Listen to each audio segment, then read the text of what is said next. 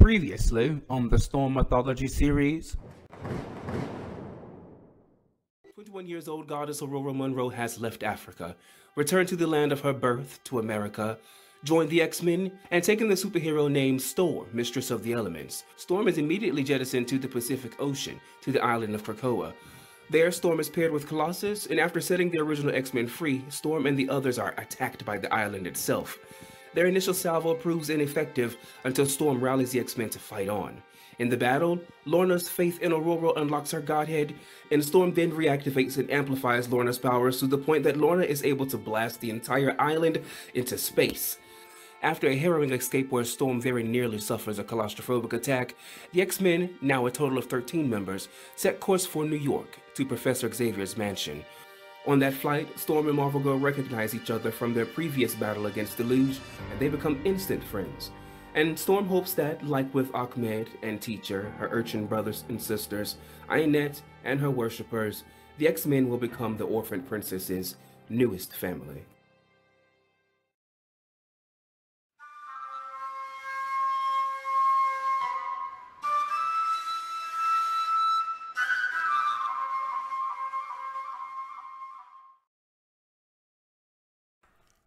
That night, after 21-year-old Storm and the X-Men have returned safely to their mansion in Westchester County, New York, Professor Charles Xavier has gathered the entire team in his parlor. First, he congratulates the assembled X-Men, old and new, on the defeat of the living, parasitic island, Krakoa. And secondly, sensing a buzz of thoughts amongst his original X-Men, his children, Xavier wishes to discuss their futures with the team. To begin, he asks Storm and all the other new members to remain on a permanent basis. "I agreed to help you once, Xavier," Sunfire asserts, "and this once was quite enough. We nearly died fighting a kaiju, a living island, to save these children. I have no time for this absurdity." He turns to Storm and the other mutants and scoffs in abhorrence. "You all look like idealistic fools," he tells them. "My duty belongs to my country and my emperor," he tells Xavier. "I bid you farewell, Professor X. Consider us even, and never call upon me again, for I will refuse." And with that, Shiro Yoshida, the Japanese mutant known as Sunfire, soars out of the mansion. Back to Japan. This time, for good. Unsurprised, Xavier asks if anyone else, old or new, echoes Sunfire's feelings, knowing full well what they were each thinking. Young Colossus is the first to answer. "I confess, I am unsure. In a way, I sympathize with Sunfire. My duty and my abilities also belong to my country, to Mother Russia." Banshee is the next to answer. Charles Xavier's old friend, Sean Cassidy, admits that he also concurs with Sunfire. "That was certainly some mission you sent us on, Xavier. Old chum, if that's what you planned for this group, I dunno if me old bones can keep up with these wee lads for too long. I'm nearly as old as ye." "Well, I say, we have been together barely a whole day." Storm continues. "And a day is nothing. I am personally intrigued by the Professor Charles Xavier's offer to see this world of man. Especially this land. This New York. I, Mistress of the Elements as he calls me, will stay." Aye, one day is nothing. And I've never been one to back down from a challenge. Charles, looks like you got yourself a couple of new X-Men. And to that, all the others Nightcrawler, Colossus, Thunderbird, and Wolverine agree. So now what? Wolverine asks as he, to Ororo's discontentment, lights a cigar inside the room. Almost instantly, a small thundercloud manifests above Wolverine and extinguishes his cigar with a miniature downpour. Smoking is a foul and disgusting habit that can kill you and those around you, little beastly man. Storm scolds. I will not have it around me. Xavier chuckles, and he says that he must agree with Storm. Smoking is not allowed inside the mansion. Well, we were going to wait until tomorrow to tell you. Marvelgirl says woefully. But as of tomorrow morning, Bobby, Warren, Lorna, Alex, and I have decided to quit the X-Men. She says that they are grateful that Xavier and the new members freed them, but they have no idea what she and the others have been through the past 4 days. Cal fed on us. She tells the professor. Physically and mentally, it was agonizing. We discussed it on the way here. We just need a break from all of this. I need a break. And what better time than now? From the looks of things, with these new guys here now. Wait, Jean. Guys, let's think about this. The professor can... We can't do it, Scott. Alex shouts. Not anymore. Alex, Scott, all of you. The professor interjects. Let us allow cooler heads to prevail here. Jean, I understand. From the moment you walked in the door, I could tell by their thoughts that you've made up your minds. Well, all except one. He turns to Cyclops. Well, Scott, my boy, will you leave with the others? Scottsummers, Professor Charles Xavier's foster son. The first X-Man, the mutant known as CYCLOPS, does not answer.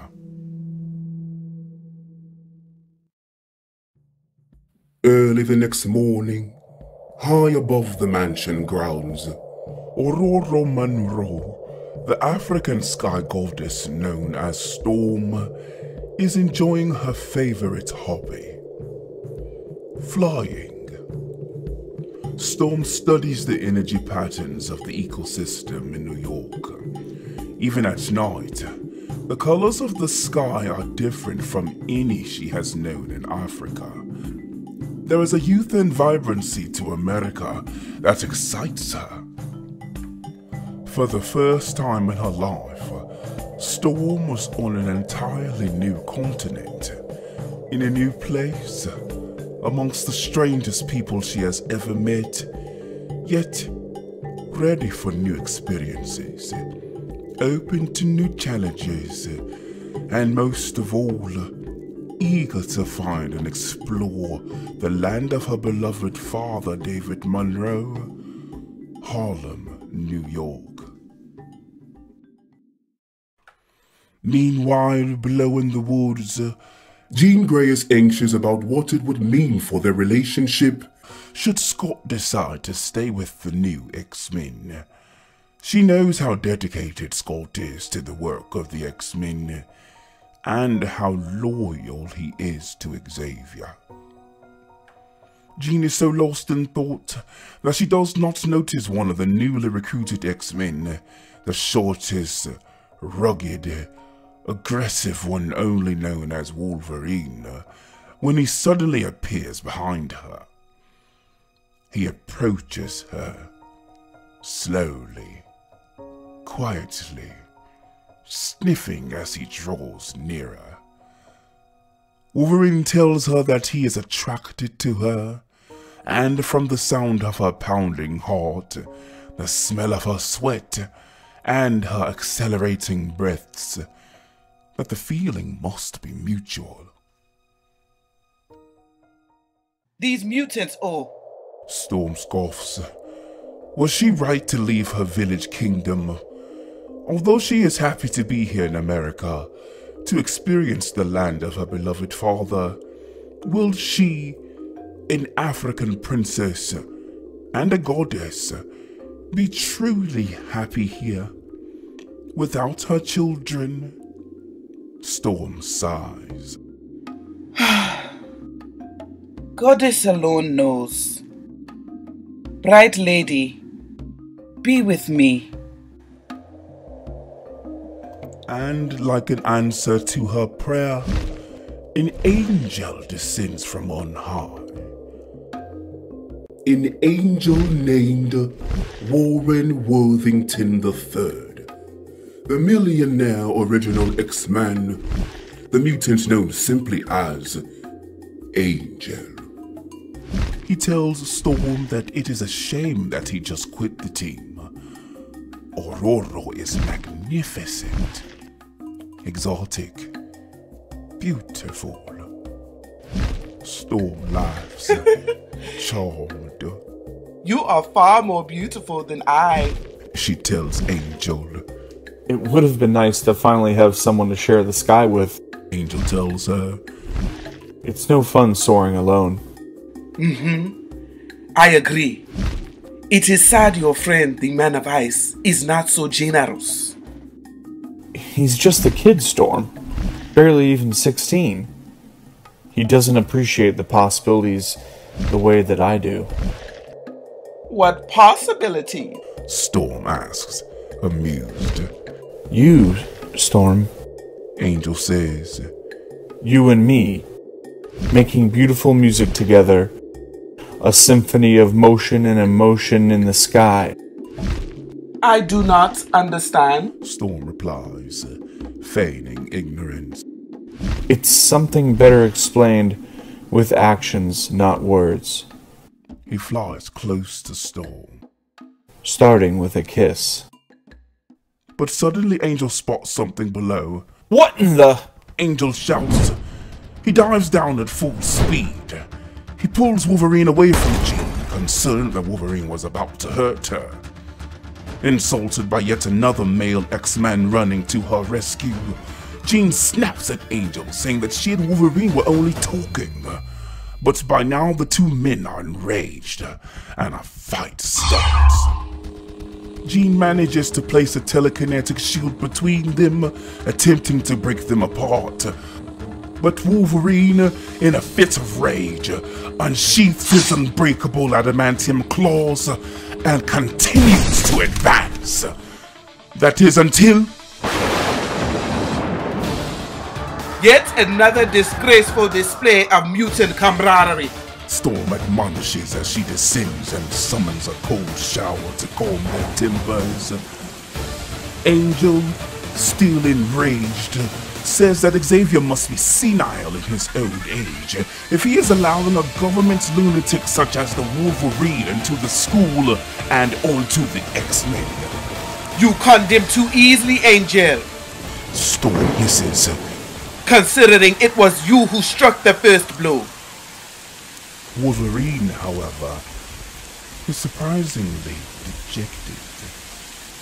Remorsefully, he tells Jean that Warren is right. In fact, he has killed in the past, and he just may kill again. Perhaps he should not join the team.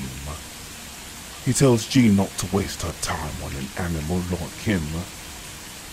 And Jean, instead, looks Wolverine in the eye and officially welcomes him both to the X-Men and to the mansion.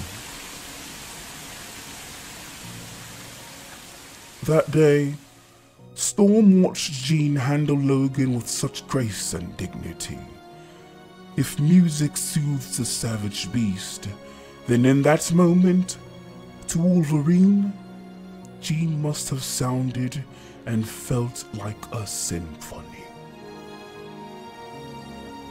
Later that morning, all the mutants reconvene in the parlor. Cyclops, who was still wearing his battle uniform, tells Jean that he loves her, but he has decided to stay. Jean tells him she loves him too, and that she is not surprised. She gives him a passionate kiss. Then Jean, Warren, Bobby, Lorna, and Alex depart, and the man called Cyclops is the last original X-Man standing. Out in the driveway, the partings are quick, but the farewells are real and heartfelt, for they had all fought together, nay, faced death together, and that had forged a special bond amongst them, a bond that made them comrades, and, in a way, friends. But most of all, between Storm and Jeangrey. As Jean's cab drove away, she telepathically promises Storm that they will keep in contact. And only a few silent moments later, once they are all back inside the mansion, Cyclops immediately introduces the new team members to the Danger Room, the school's combat training facility. For today is the day of their first training session. Lesson 1. Cyclops announces, how to stay alive. That is exactly what the Danger Room was designed to do, is to give each of you the necessary skills to defend yourselves, defeat our opponents, and in a word, just survive. An empty room will do all that? Storm asks cynically, and Cyclops confirms. He tells the new X-Men the first exercise of the day is to simply cross the Danger Room, walk in this door, and out the exit on the other end. Dismissively, Thunderbird enters the Danger Room, confident that he is more than capable of quickly besting any of its challenges. However, after only a few seconds, Thunderbird is flung out of the door. Lesson number 2. It's never as easy as it looks. And yeah, these computers right behind me, they're programmed to monitor and evaluate each and every one of your performances. The Danger Room is an adaptive environment, meaning the better you do, the harder the sessions get. Now the Danger Room won't kill you, but a foe might not be so forgiving. Just prepare yourselves while I set up your next training sequence. And as soon as Cyclops exits the Danger Room, Goddess! Storm exclaims as she takes to the air. And lesson 3, X-Men. Cyclops announces from the control room. Think fast. Take nothing for granted. And always expect the unexpected. And so, it's begun. Over the next 3 weeks, Storm and the X-Men start every morning training in the Danger Room. 6 hours a day, 5 days a week. Week in, week out, exercise after exercise, all at the harsh, biting, merciless mandate of their team leader, Cyclops. It is he who took the African goddess and 5 other proud, unique individuals, 6 loners, 6 outcasts, and forged them all into a team. One day, during yet another relentless morning's training session, Thunderbird's leg is grazed by a laser beam. Cyclops, as always, ruthlessly admonishes him, calling Thunderbird careless. Cyclops tells him that he could have lost his entire leg had the laser beam been set to full power. And as always, Thunderbird snaps back, and the two begin to exchange profane words, nearly coming to blows again. And, as always, Professor Xavier has to telepathically intervene and break up their fight. Is this what she had signed up for? Is this why she left Africa? To come to America and fight amongst those Xavier swore were the underdogs? These mutants, whatever they are, Storm thinks, are a truly troubled people. Storm stares into Thunderbird, disappointed at yet another disgraceful display of mutant camaraderie. Yet she does not say a word, for behind all his anger and bravado, Storm had recently begun to sense a sadness and a longing that she was all too familiar with. What's the matter, Your Highness? Thunderbird shouts at Storm. Does it bother you to work with a loser? I see no loser here, John Prattstar. Storm sympathetically replies. In this room, in this moment, I see only a man. Moments like this make Storm worry about these new acquaintances of hers.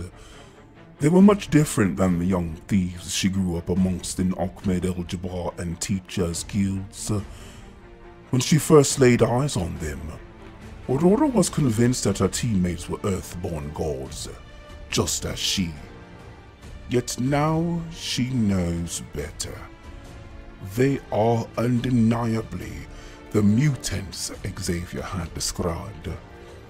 Simply humans born with special abilities and or physical features that make them hated and feared by humans without.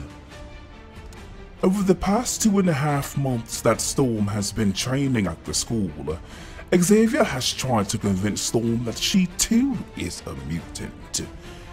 And although she does not consider herself to be a mutant at all, Storm, amused by the notion, allows him to. A few days later, Storm is unwinding from yet another morning's rigorous training session by enjoying her favorite hobby, flying amongst the clouds.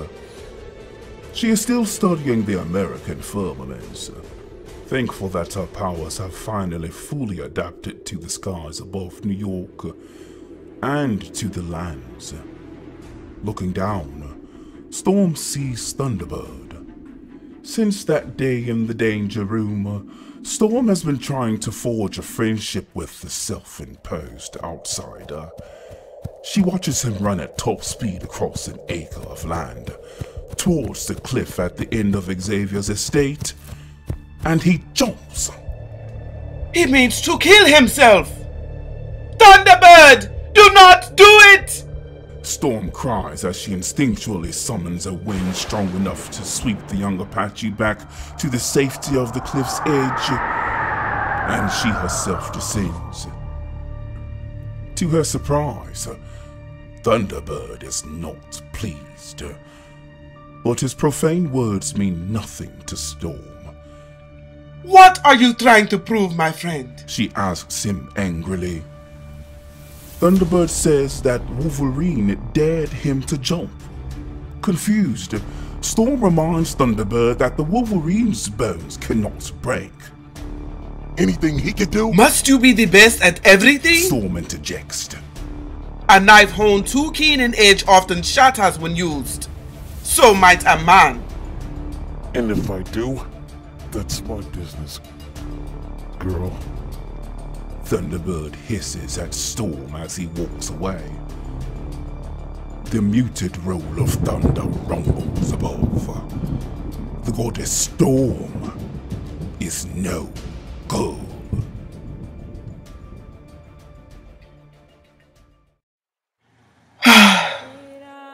Admittedly, we the new X-Men did not mesh as well as you, our original members. We were older, more experienced, more used to working solo than as a unit. But who would have known that sooner than later, our dysfunction will lead to one of us dying?